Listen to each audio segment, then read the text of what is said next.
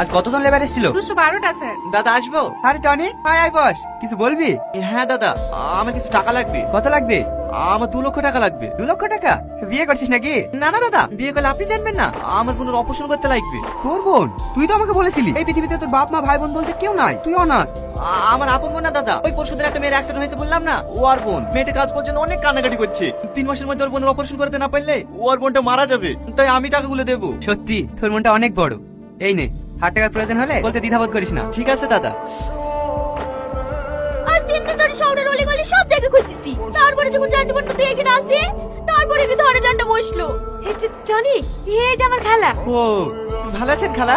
হ্যাঁ আমি তো ভালো আছি। তুমি আমার মেয়েটুকে যেভাবে আগলে রেখেছো, তোমার এই ঋণ আমি জীবনে শোধ করতে পারবো না। আরে না না খালা, আমার জায়গায় অন্য কেউ থাকলে এটাই করতো। থাকো বাপ, জমা না হলে আমার ট্রেনটা মিস হয়ে যাবে। তুমি আবার দিল্লি যাচ্ছ নাকি? হ্যাঁ।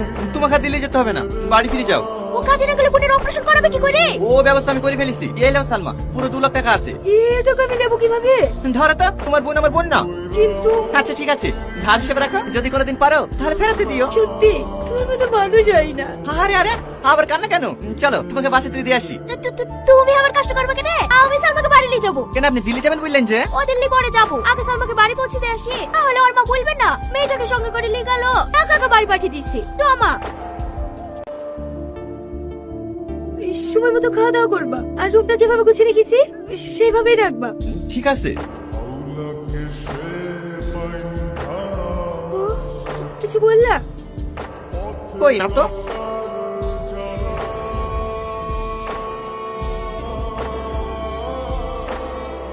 চলো ভাই, আমাদের আবার বাসে লেট হয়ে যাবে।